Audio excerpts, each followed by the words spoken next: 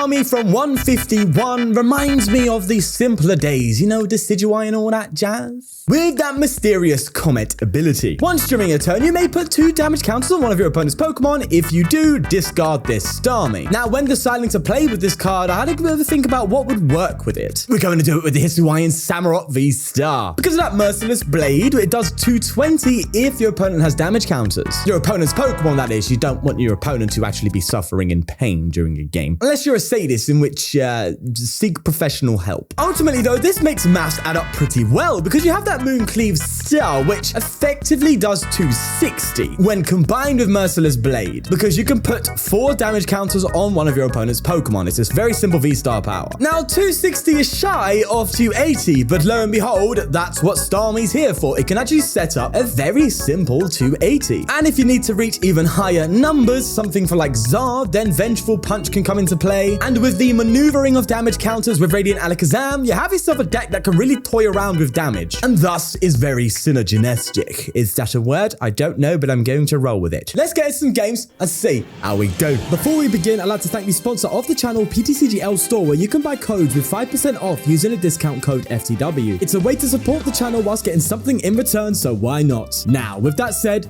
let's get going. Starting off with a Charizard. No energy to start though, which kind of sucks. I mean, we do have obviously Dark Patch and stuff like that, but having a thermal energy attachment is quite good, especially running into something like Zard, where they can start off pretty strong. That said, if they don't KO here, we could actually set up a game win here if they don't get anything on this Charmander, because we could go the next turn into an actual instant KO on this with the Samurott and the Starmie, which could be very good. So I think for now, we just end turn and hold and see what they do. That said, a Charmander in the active is very dangerous for my opponent because we can just insta-KO it, which is kind of crazy without even needing to attack. They do get the VIP pass, however, they're probably going to get a Pidgey and another Charmander down. I expect this to be the Arven build, and there you go, which means we're not out of the woodworks yet if we do start off here without by KOing the Charmander. There's an Arven, get an Ultra Ball and a Forest Seal Stone. The Ultra Ball now, getting rid of a Radiant Charizard and a Charmeleon, 2 critical cards in this deck, but I'm assuming there's rods and stuff. They do have an Entei there as well. They're going to bench the Entei. Do they have an energy to attach? They attach the Stone. Now, obviously, that's going to be their way to get Charizard out, but they're going to use it ahead of time. Oh, wow. This just makes this so much more powerful, unless they, because I'm assuming you use that primarily to get Charizard out. So they're probably grabbing one of those pieces like a rare candy. If they don't play any cards now, we know they're doing that. And that's a pass. So we know they've got one of the pieces. So Judge just gets that much crazier, especially now that I'm likely going to just KO this Charmander. So let's go for it. I am first going to get rid of, I think, a Switch. This is going to be very taxing though, because I'm going to have to get rid of very critical cards. I'm going to get rid of Moltres. I'm going to get myself the Starmie, okay? And then what I can do is I can use the Starmie on the Charmander, like so. Now, I can Rescue Carrier, and that's actually not a terrible shout, but I like to use the Rescue Carrier for, like, you know, recovering these things, but it will allow me to Ultra Ball those 2 away without it being super detrimental. So I think I do that. So it's Rescue Carrier, but not for the right reasons. That said, I could just ditch the boss for the time being. We play 3 boss plus Pal Pad. I mean, yeah, maybe I bench the Staryu and just get rid of boss and Starmie, because I'm going to Judge now. Let's do that. And then do I go for the Samurott or Bibarel? Bibarel feels better, but then Samurott guarantees the play that I'm trying to make. I think I go for Bibarel. I'm just pray that we have the draw. Risky, but we're going to go for it. There's a Staryu. We get an Alakazam down. I'm going to Bibarel now, because you never know what Judge will give us. We could give us a bricked hand. Let's see if we get anything. Okay, we're getting stuff. That's good. We get another Samurott down, and we go for an energy, and we have to Judge and hope we get an out to Samurott VSTAR, which is kind of scary. So we have to see. Oh, no, that's not good, is it? That's not good in the slightest. Well, it is what it is. Let's just get a Staryu down. Unfortunately, we've kind of whiffed that. I can't get rid of their V-Star charm here with the, man said V-Star charm. What is it? Forest Seal Stone? Yeah, I confused it with Bravery charm there. With Basket Crash, is that useful in any way? I mean, I don't know. It's just better than nothing. Let's just go for the Basket Crash and just get rid of that.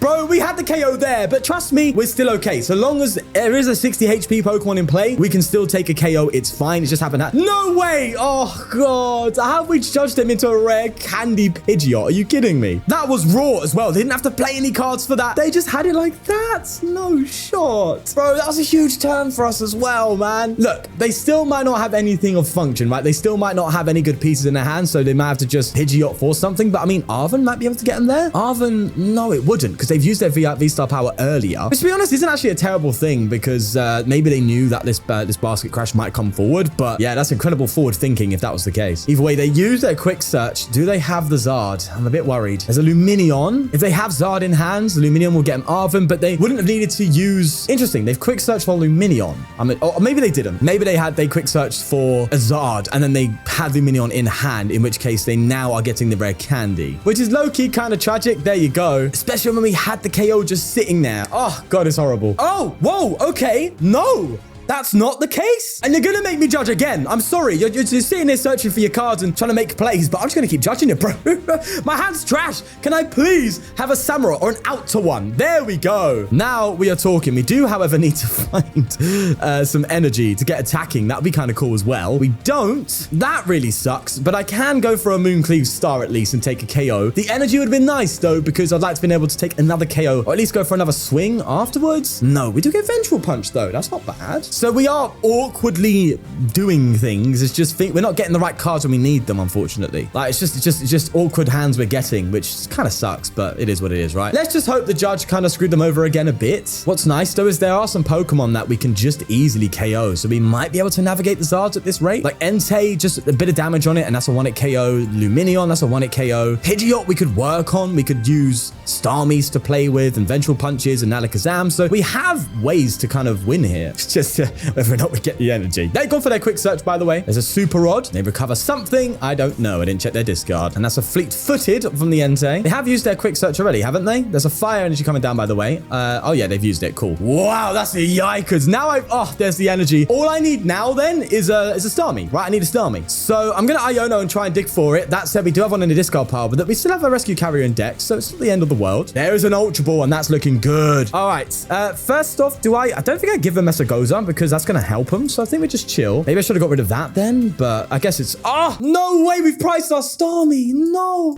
We have to dig for a Rescue Carrier then. Man, bro, why are my stuff... I'm angry. My stuff isn't happening. It sucks. Means I might have to put Mesagoza down for the extra one. Oh, it's a KO potential. I mean, that would set us so far ahead, and we need that kind of speed. But I can't give a Mesagoza. No way. Oh, wow.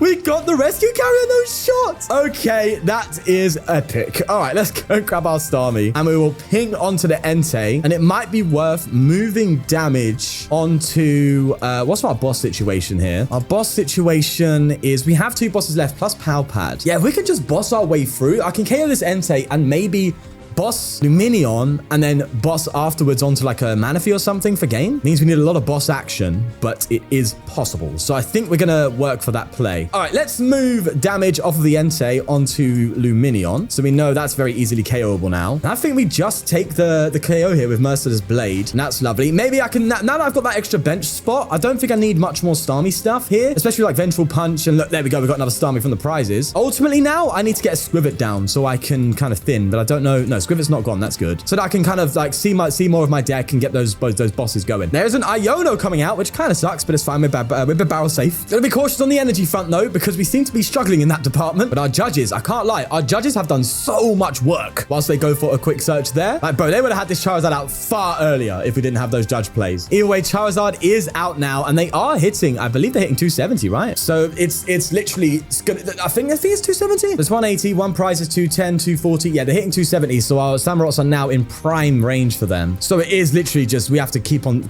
top here. We have to keep getting Samurotts out, and we have to keep bossing, and that's our way to win. Otherwise, we just lose. They pass? Huh? What? Did you retreat already? They didn't retreat the turn, but why did they not retreat the Pidgeot? Am I missing something? Well, okay. I guess I'll take it. Oh, Skwovet was priced.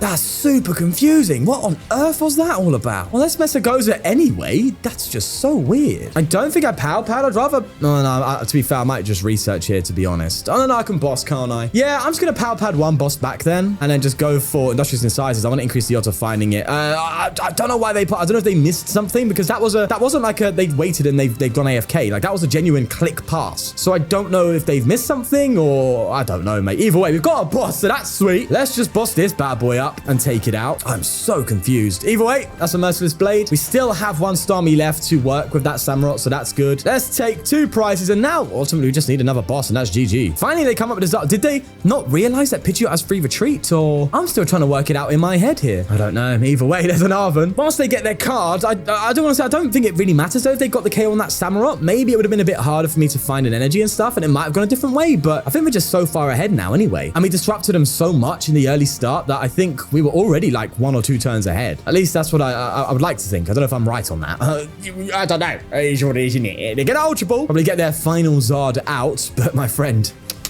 no, they're getting a Pidgey. Right. I don't know if you realize, but I only need to take 1 prize card, my friend. So, that said, doesn't matter, right? Because they've still got Zard. They've got Manaphy down, so this doesn't make a difference. Now, what's great is I think Starmie actually acts as a pivot card because you could do it anywhere. It doesn't have to be on the bench to use its ability. So if I get Starmie out, I can actually promote Staryu, use it, and then pivot, which means I can actually use my Dark Patches a bit more comfortably. Granted, I need to find my Starmies, but it's something to bear in mind, right? I'm not against it. They get a heads. Can I have a heads next turn, please, then? Can we be fair? I would like that very, very much. I get another Charizard with that Mesagoza, and that is a Burning Darkness for KO, but thankfully, a little Vengeful Punch does actually set up some stuff here. We're nowhere near one at KOing Charizards.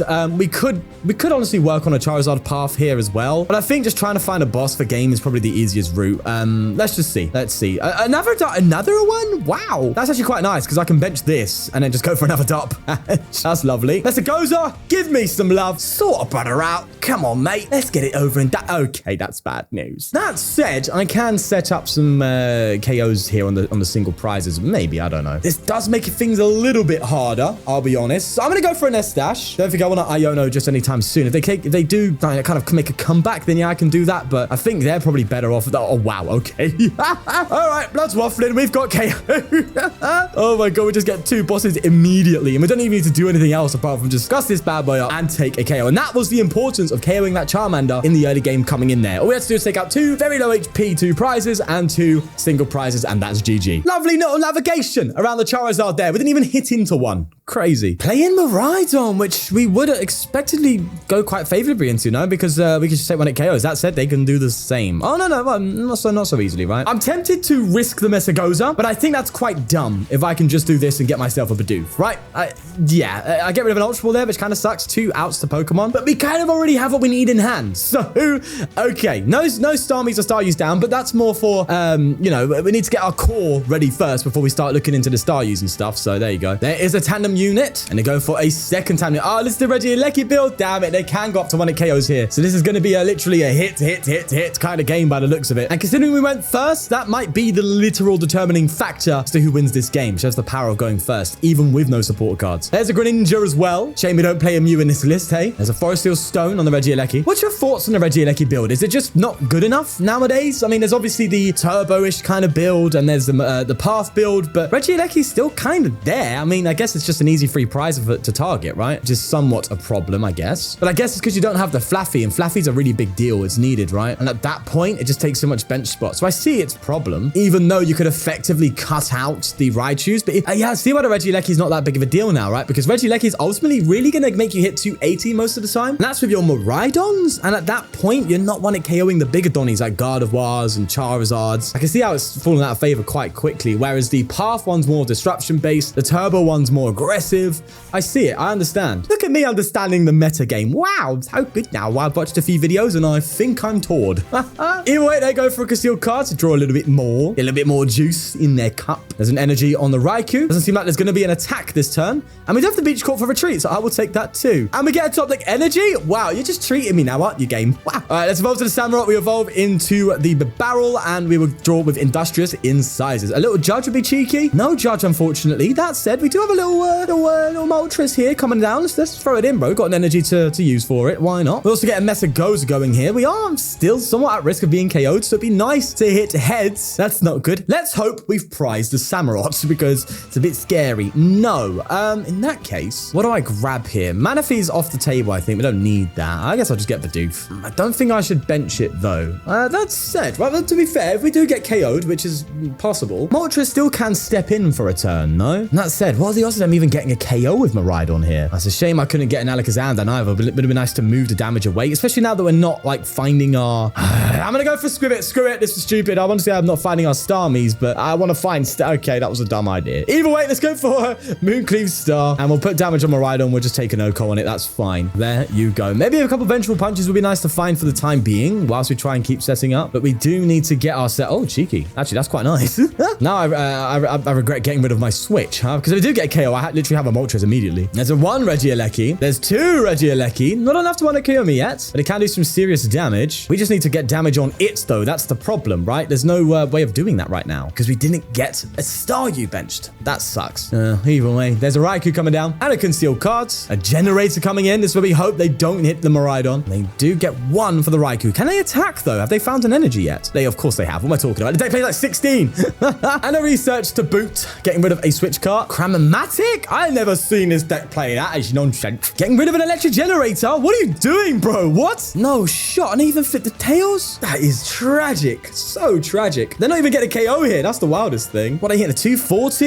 Yeah. Yikers, bro. Right. Seems only fair to get energy on the Moltres here. Stop giving me Bibarels. That'd be lovely. Thank you. I appreciate your time, but we've seen enough of ya. We keep getting tails. That's great as well. All right, I'm a bit more comfortable doing a Skwovet Bibarel here now, actually, because all we need to do is attach an energy and Moltres is going. That said, Moltres isn't going to do anything crazy. It's just going to do 120, but it will finish off the Raikou after anyway. Well, there's a Staryu. Is it worth bossing up Miraidon, maybe? Or maybe I boss up the Regieleki? I could boss up Regieleki because it does actually give us a late game KO because we set it up perfectly for a 220 hit. That said, because we take a lot of 1-hit KOs on these Donnies anyway, we just need to find our way to move damage around and stuff. We do have a Staryu down already, so that's one way. I think I just hit the Raikou, right? Because I'll eventually KO this Raikou. If they retreat the Raikou and KO my Samurott, I can boss and then go for Moltres, which will KO it. And then all I need to do from there is get damage on a Raikou or Miraidon and then just go for another boss for game. This is why I've got free boss on a Pal Pad. Like, this deck loves bossing. Just takes advantage of lower HP surprises. There's another Cram. I'm still baffled by Cram.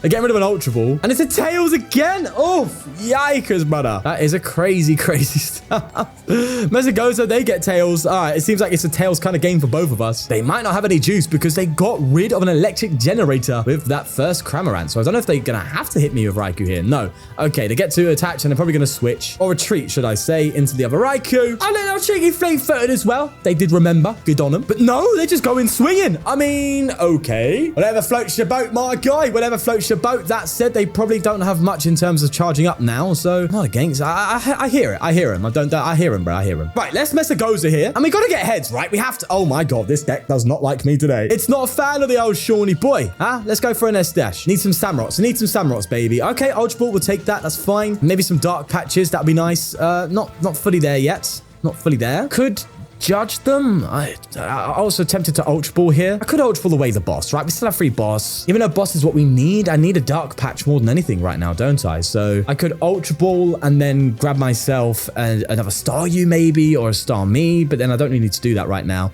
So I think I just judge, even though I decrease the odds of finding what I need here. I just need a Dark Patch, really.